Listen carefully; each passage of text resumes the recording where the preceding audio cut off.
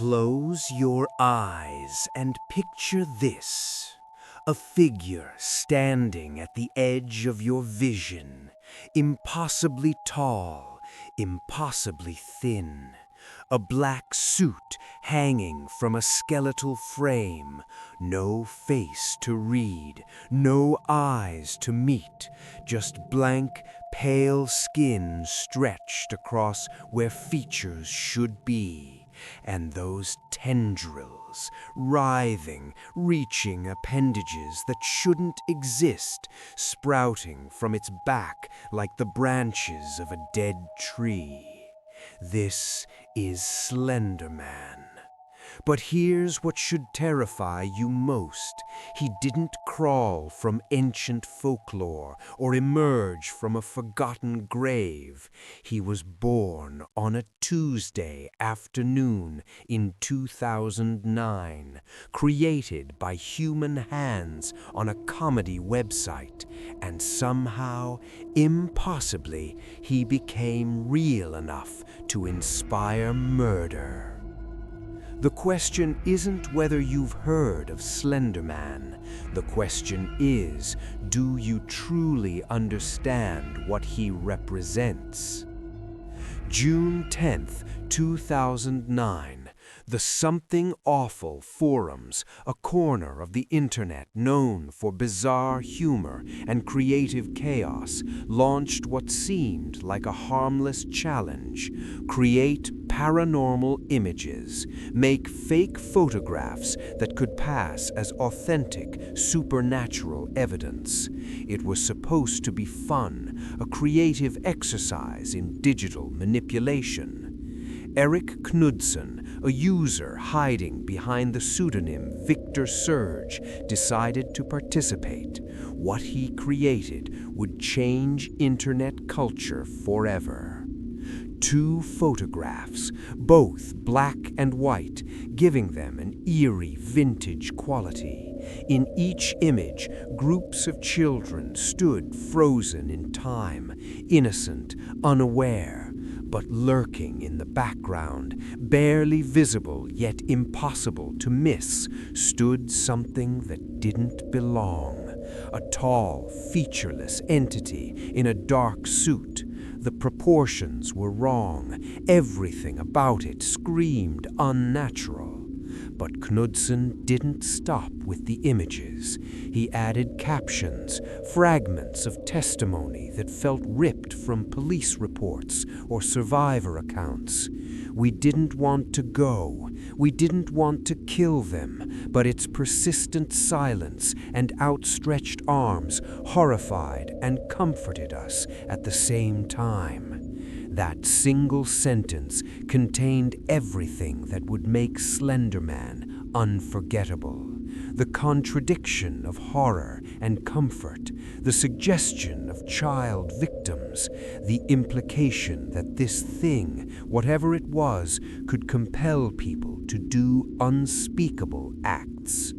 He called it the Slender Man. And with that simple post, he opened a door that would never fully close.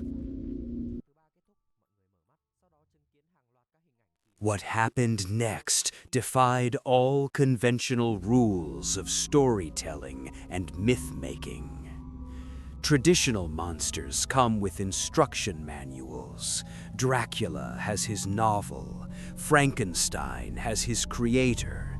Even urban legends like Bloody Mary follow predictable patterns passed down through generations. But Slender Man, he was different. He was ours.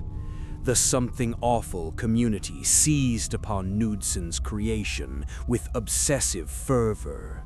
Within hours, other users were creating their own Slender Man photographs. Within days, they were writing stories, expanding his mythology, adding layers to his existence.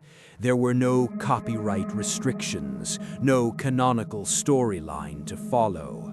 Slender Man was open-source horror, and the internet's collective unconscious rushed to fill in every blank space.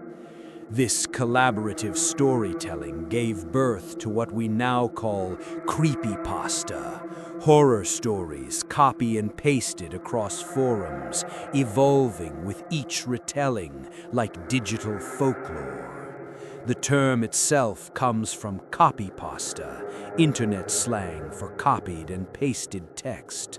But creepypasta specifically refers to horror content designed to unsettle, disturb, and linger in your mind long after you've closed your browser. And Slender Man became the king of creepypasta. The community established rules for their faceless monster. He stalks children, particularly targeting them for reasons unknown. He causes slender sickness, memory loss, paranoia, nosebleeds, and psychological deterioration in those who encounter him. He's associated with forests and fire. Video and photographic evidence of him becomes distorted and corrupted. He can appear anywhere, anytime, watching from windows, standing at the edges of photographs, lurking just outside your peripheral vision. But here's what made him truly terrifying: his ambiguity. Every storyteller added their own interpretation.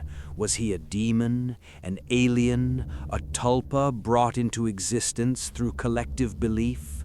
The lack of a definitive answer made him more real, not less. Because when you can't pin down exactly what something is, your imagination fills in the gaps with your deepest, most personal fears. The mythology grew organically, spreading across the internet like a virus. Marble Hornets, a YouTube found footage series, introduced The Operator, their version of Slender Man, and attracted millions of views. Artists created haunting illustrations. Musicians wrote songs about him. He appeared in photography, in short films, in countless stories that ranged from amateur to genuinely literary.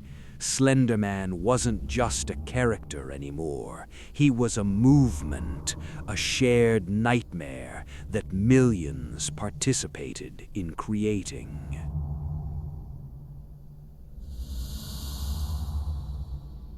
Then came 2012, and everything changed. Slender, the 8 Pages, was a free indie horror game with a brutally simple premise. You're alone in a dark forest with nothing but a flashlight and a desperate mission to collect 8 pages before he finds you. The game was created by Mark Hadley, a solo developer working under the name Parsec Productions, and it should have been just another small indie project that came and went unnoticed. Instead, it became a cultural phenomenon. The genius of the game wasn't in complex mechanics or stunning graphics. It was in pure, distilled dread. You walk through darkness, trees loom on all sides, your flashlight beam cuts through the black, but somehow makes everything worse, because you know that at any moment you'll turn around and he'll be there. And the rules are cruel. The more pages you collect, the faster Slender Man pursues you. Look at him directly, and your screen distorts. Static fills your vision. A horrible droning sound fills your ears, and death comes swiftly. Your only defense is to run, to not look, to pray that you can find one more page before he catches you. The game turned passive readers into active participants in their own horror story. YouTube exploded with Let's Play videos of gamers experiencing the terror firsthand. PewDiePie, Markiplier, and countless other content creators screamed, panicked, and shared their genuine fear with millions of viewers. Each video became a form of communal experience. We weren't just watching someone play a game, we were experiencing the myth of Slender Man together, feeling his presence through our screens. The game spawned sequels, imitators, and an entire genre of horror games focused on being pursued by an unstoppable entity. But none captured the original's lightning-in-a-bottle dread. By 2012, Slender Man had transcended his origins. He appeared on merchandise, in Halloween costumes, in mainstream media discussions about internet culture. He represented something unprecedented, a monster created by the internet, for the internet, that achieved the kind of cultural saturation usually reserved for creatures with decades or centuries of history behind them. We had created our own boogeyman for the digital age, and he was more powerful than we realized.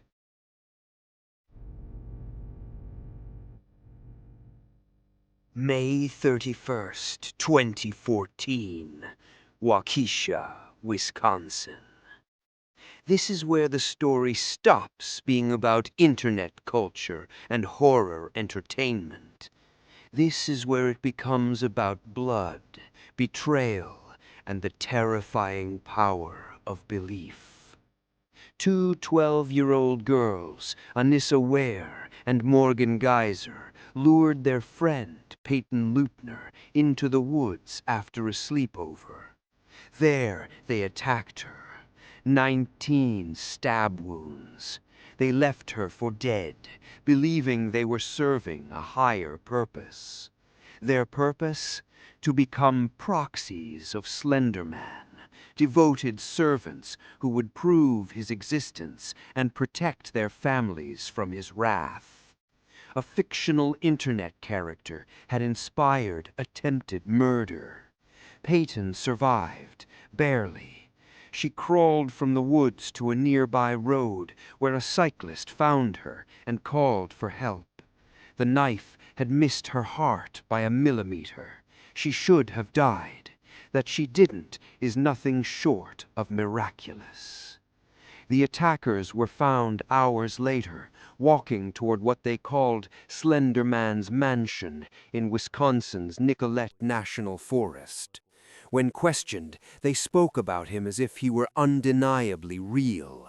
They had read the stories, seen the images, played the games, and somewhere in their young minds, the line between fiction and reality had dissolved completely. The media coverage was immediate and intense. Headlines screamed about internet horror, about children corrupted by online content, about the dangers of unsupervised internet access. Parents across the world suddenly confronted an uncomfortable truth. Their children were consuming and creating content in digital spaces they didn't understand and couldn't fully monitor. But the real horror wasn't just what happened, it was understanding how it happened. Both attackers showed signs of mental health issues that had gone unaddressed. They were at a vulnerable age where magical thinking hadn't yet been fully replaced by rational skepticism. They had been exposed to hundreds of stories, images, and videos that presented Slender Man as real, and their young brains, one later diagnosed with early-onset schizophrenia, couldn't distinguish collaborative fiction from actual folklore. The creepypasta community was devastated. These were writers and artists who created horror content for entertainment, for the thrill of collaborative storytelling, for the same reason humans have always told scary stories around campfires.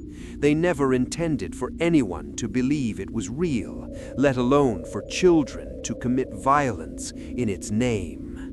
Eric Knudsen, Slender Man's creator, released a statement expressing profound sorrow for the victim and her family. The weight of having created something that inspired real-world horror clearly haunted him. A fictional monster had drawn real blood, and nothing would ever be the same.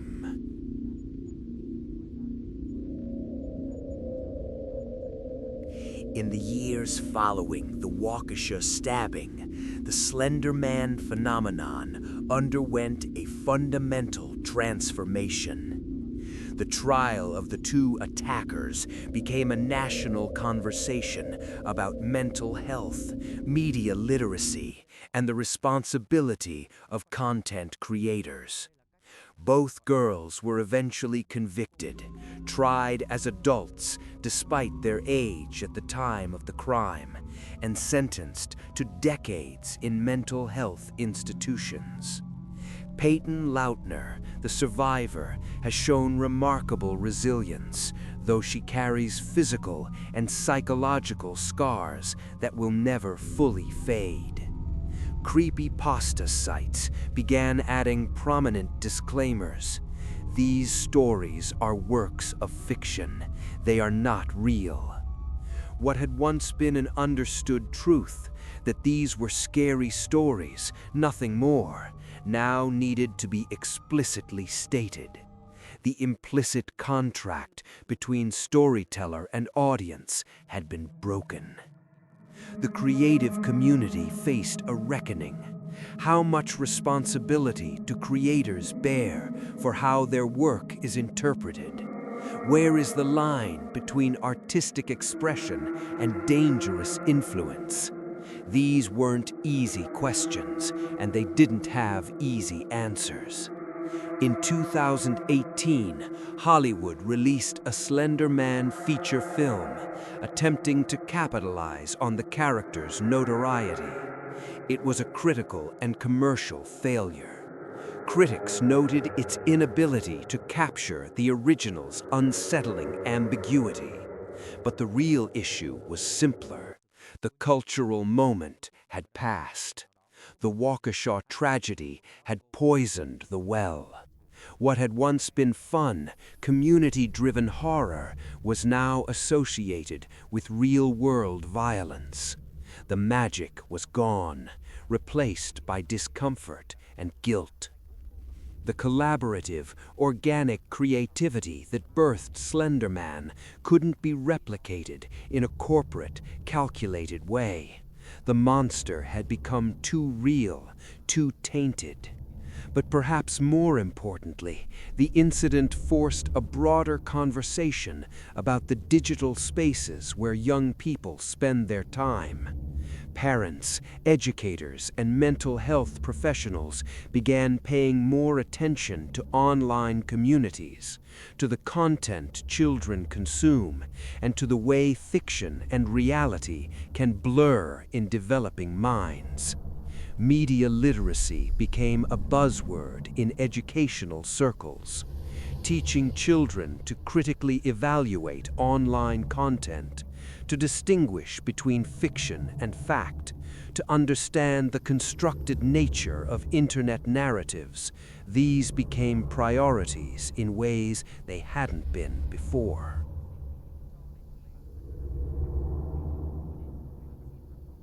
So, where does that leave Slender Man today? He exists in a strange, uncomfortable space. On one hand, he represents one of the most successful examples of collaborative internet storytelling in history. He demonstrated how quickly a modern myth could be born, how effectively the internet could function as a collective creative force, how digital folklore could achieve the same resonance and spread as ancient oral traditions. He proved that we still need monsters. We still need to tell scary stories, to confront our fears through fiction, to explore the darkness through safe, imaginative means. The Something Awful forums didn't invent this impulse. They just found a new medium for an ancient human need. But he also stands as a warning. a warning about the power of narratives in the digital age, about how stories can take on a life of their own, about the vulnerability of young minds in unmoderated online spaces, about the need for mental health awareness and intervention, about our responsibility as content creators and consumers. The faceless man in the black suit is a mirror. We created him from our collective anxieties, fear of the unknown, of lurking predators, of the loss of childhood innocence, of forces beyond our control. His blank face allows us to project our deepest fears onto him. He is whatever we need him to be, and that's precisely what makes him dangerous. The internet will create more monsters. It already has. Jeff the Killer, the Rake, SCP Foundation entities. The tradition continues. But none will carry the same complicated legacy as Slender Man, the creature that proved digital folklore could have real-world consequences. He stepped out of a photoshopped image into our collective consciousness, and along the way, he taught us that the line between story and reality is thinner than we ever imagined. In the end, Slender Man is more than just an internet monster. He's a symbol of our era, a time when anyone can create and share stories globally, when communities form around shared myths, when the digital and physical worlds are increasingly intertwined, and when we're still learning the rules of this new landscape. He reminds us that stories have power, that what we create, even in jest or for entertainment, can take on meanings we never intended, that we must be thoughtful about what we put into the world and how we present it. And he reminds us that sometimes the most terrifying monsters aren't the ones that lurk in the darkness.